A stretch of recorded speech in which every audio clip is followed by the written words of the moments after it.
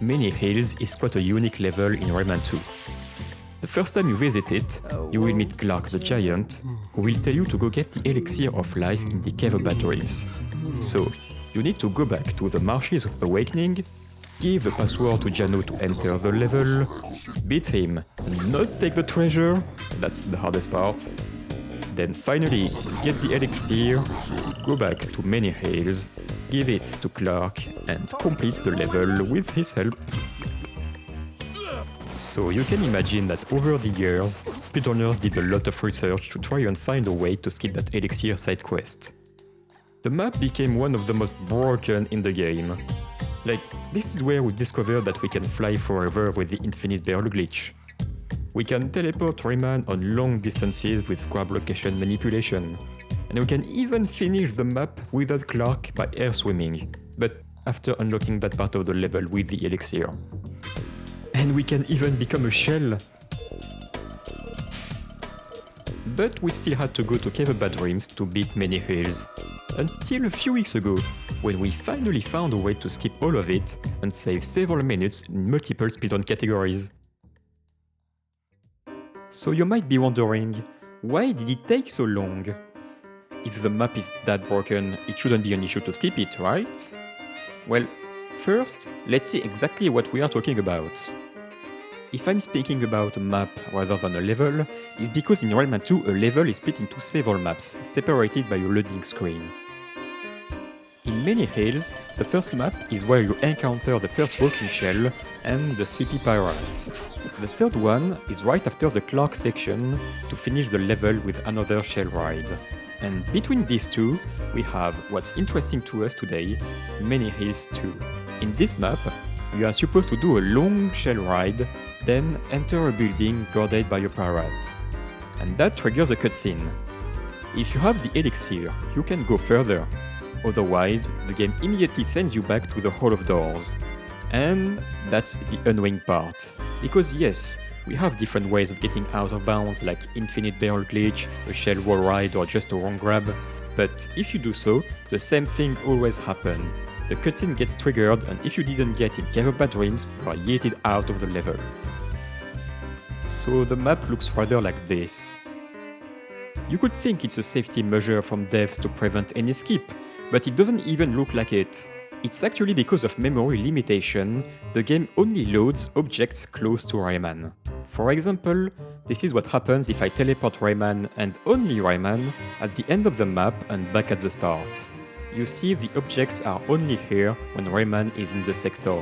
But when you go out of bounds, the game gets confused because it doesn't know where you are anymore, so it loads everything, including the cutscene. That's something we use right after fighting Fauch, for example. But here, it really prevents any out of bounds. So to summarize, we want to go out of bounds to avoid the cutscene, but actually doing so will immediately trigger the cutscene. And for this reason, speedrunners were clueless on how to skip Cave of Bad Dreams for years and years.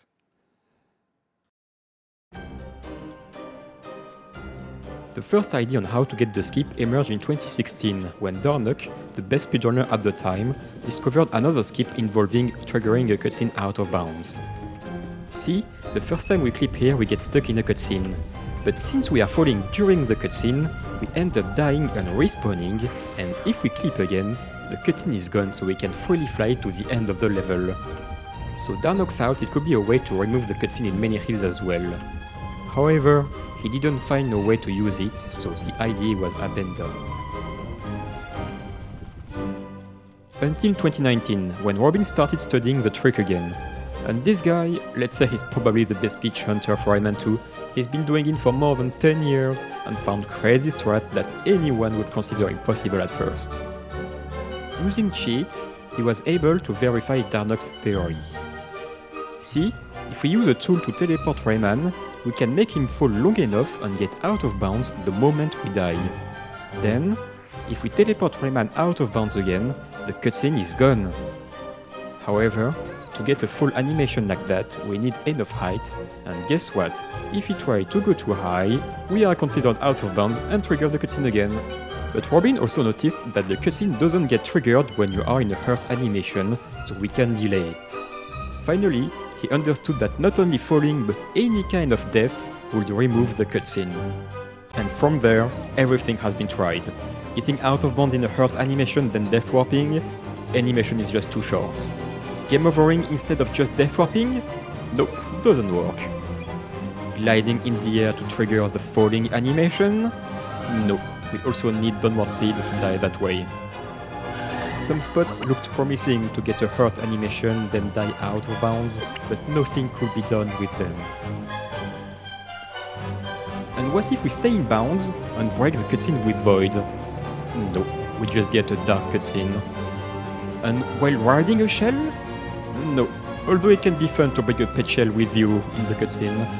The IDs became crazier and crazier, like teleporting to not a number coordinates, or using the idle animation to trigger the full timer. But again, no, we were just so close yet so far. In 2025, Robin did less glitch hunting and rather focused on building Dearest, a whole new tool for Rayman 2 research. With it, you can see everything and even change variables in real time to study the game. Then, in November, a random player brought him back to the Cave Bad Dreams matter, without any success. But this time, Robin not only had a new tool, but also a fresh perspective on the game. And with that, he wondered, what if we are overthinking it? If we hit the cutscene trigger and die at the same time, it should remove the cutscene. So besides falling, what can kill us without game over? Exploding on a shell, this water plane, and thorns? Look! Those roots! With the help of his new tool, he was able to find one spot. One spot at the start in the wall of thorn where the hitbox of the spikes is meeting the limit of the map, so you could theoretically die here at the same time you get out of bounds. Robin shared his idea, but said it was probably not humanly possible. It took less than 1 hour for Coco, the other best glitch hunter for the game, to do this.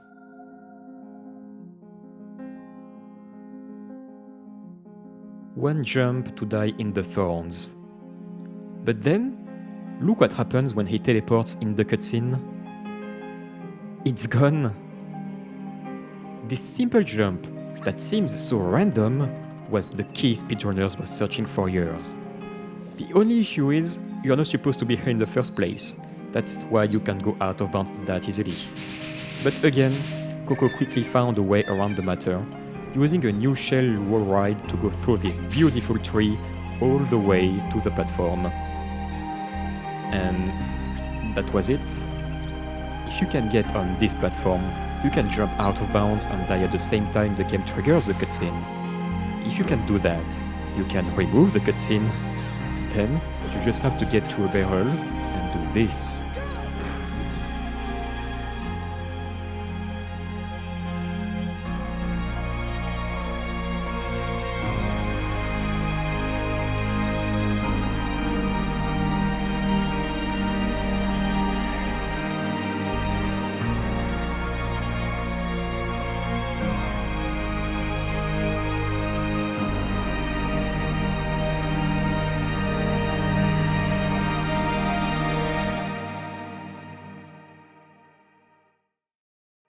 It might look too simple for Robin, but when you think about it, finding that to do this you have to die here, it's quite genius. But that's not exactly where the story ends. Because as you might expect, having to die and hit the trigger at the same time is really hard. You really need to be at a precise position and hit the perfect spot while you barely see anything.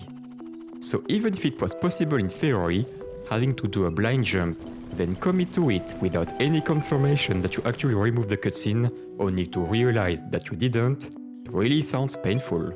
And that's why Robin found the latest piece of the puzzle. There was actually a way to know if you got the trick or not, but can you notice it?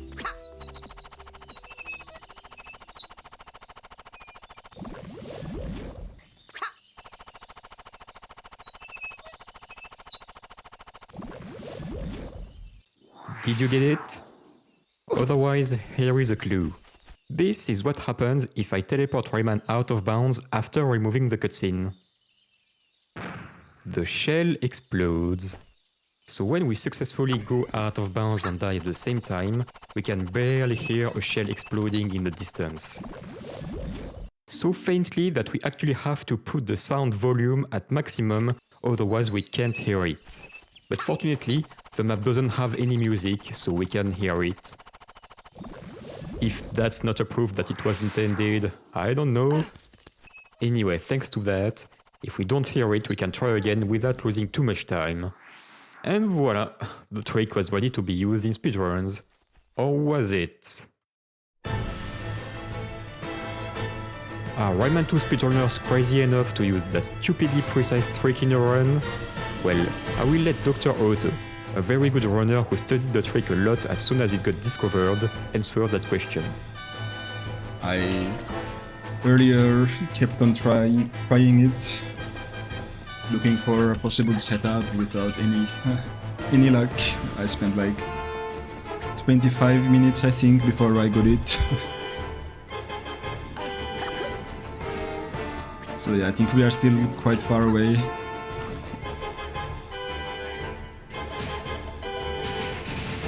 Is this the right? Oh my god. Now it's a Cave of Bad Dreams skip pace.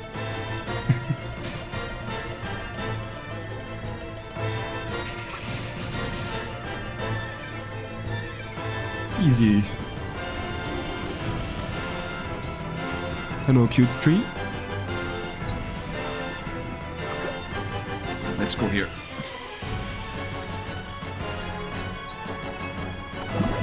Oh, we got it! We got it! We got it! Okay, good. Good. There we go. I can't believe this. New time save. Hype.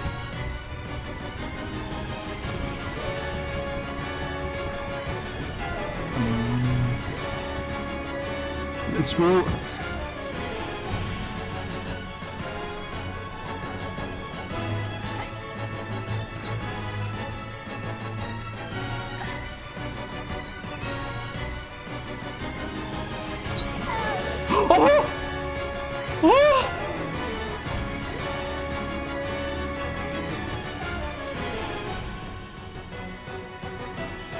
So yes, of course we are that crazy. But how much time does it save? Well, it depends on the category. For example, in Null Masks, we need to consider the time saved by skipping the first Menhir Hills visit and Cave of Bad Dreams, but also the time lost to actually do the trick. We also need to take into account the time it takes to get extra lums, and that's a total of 3 minutes and 15 seconds. The skip can also be used in all cages because there is no cage in Cave of Bad Dreams, saving about the same time. It's just a bit tricky to get the last cage of the map. Another unexpected category is 100%. Because we only need to collect every lum in that category, we could skip the end of the fight with Jano for about 45 seconds of time save. Of course, it doesn't sound worth it, but you can try to go for it if you have a bad pace, and it wouldn't be the first time that a stupid trick is used to save a bad pace, then becomes mandatory. The skip can also be used in some category extensions like all bonus stages or no lum check all masks, with a very funny route for that one. But these times are only for the PC version, and interestingly enough, the trick is confirmed to work on Dreamcast as well.